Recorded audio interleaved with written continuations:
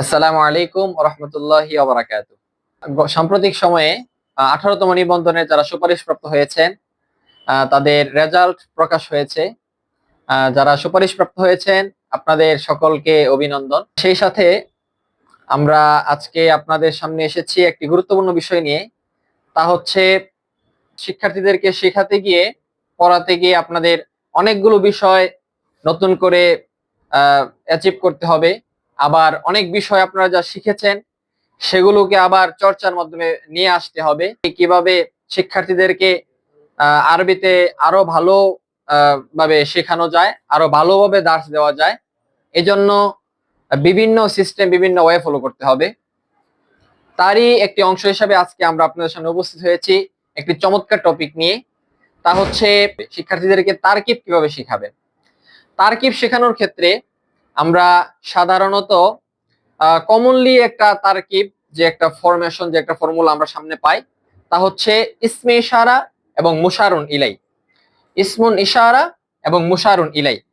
ইসমে ইশারা তার মানে হচ্ছে হাজা হাজানে হাউলাই, হাজিহি হাতানে হাউলাই, যালিকা জানিকা উলাইকা, তিলকা তানিকা উলাইকা। এই যে ইসমে ইশারাগুলো আছে, এবং ইসমে ইশারা দ্বারা যাকে ইঙ্গিত করা হয়, যাকে ইশারা করা হয়, তাকে বলা হয় মুশারুন ইলাই।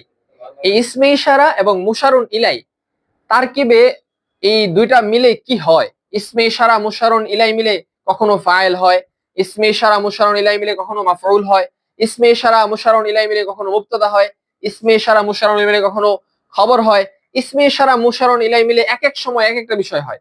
তো ইসমে ইশারা মুশারুন ইলাই দুটো মিলে কি হচ্ছে এটা বোঝার জন্য আমাকে খেয়াল করতে হবে মুশারুন ইলাই তার হরকতটা কি। মুশারুন ইলাই তার হরকতের দিকে যদি আমরা খেয়াল করি, তাহলে আমরা নির্ণয় করতে পারবো আসলে ইসমে ইশারা এবং মুশারুন ইলাই মিলে কি হচ্ছে। তো শুধু ইসমে ইশারা এবং মুশারুন ইলাই না, আমাদের পরিচিত এবং বেশি ব্যবহৃত যে সকল তারকিব গুলো আছে, এর মধ্যে মাউসুফ সিফত, মুজাফ মুজাফ ইলাই, মাউসুফ এবং সিফত মিলে তারকিবে কি হচ্ছে?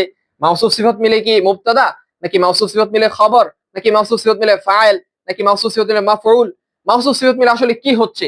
এরকম বিভিন্ন বিষয় আমরা আমাদের সামনে আসে। কিন্তু ইসমে ইশারা এবং মুশারুন ইলাই, মাউসুফ এবং সিফত, এগুলো আমরা একসাথে করতে পারি। মুজাফ এবং মুজাফ ইলাই দুটো আমরা চিনতে পারি, কিন্তু দুটো মিলে আসলে কি হচ্ছে তারকিবে, এটা নির্ণয় করতে আমরা অনেক সময় ঝামেলায় পড়ে যাই, অনেক সময় সমস্যায় পড়ে যাই। এই সকল সমস্যার জন্য আমার হাতে আপনারা দেখতে পাচ্ছেন চমৎকার একটি বই, মুফাজাতুন নাহু।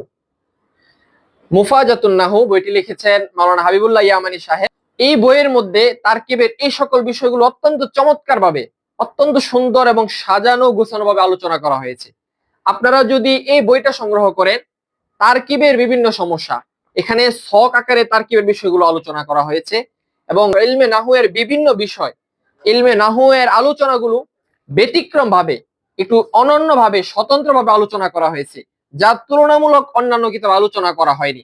এবং এমন কিছু আলোচনা উপস্থাপন করা হয়েছে, যদি আপনি সাধারণ শিক্ষার্থী হন, যদি আপনি মাদ্রাসা শিক্ষার্থী হন, আপনি যে লেভেলের শিক্ষার্থী হন না কেন, আলোচনাগুলো এত সহজভাবে উপস্থাপন করা হয়েছে যে কোনো শিক্ষার্থী সহজে আলোচনাগুলো বুঝতে পারবে। যারা বইটি সংগ্রহ করতে চান, আমাদের ওয়েবসাইটে ভিজিট করুন www.arbibooks.com, এবং নিচে বইটি সংগ্রহ করার জন্য নিচে আমরা কমেন্ট বক্সে বইয়ের লিংক দিয়ে দিচ্ছি, সেখান থেকে আপনারা অর্ডার করতে পারবেন।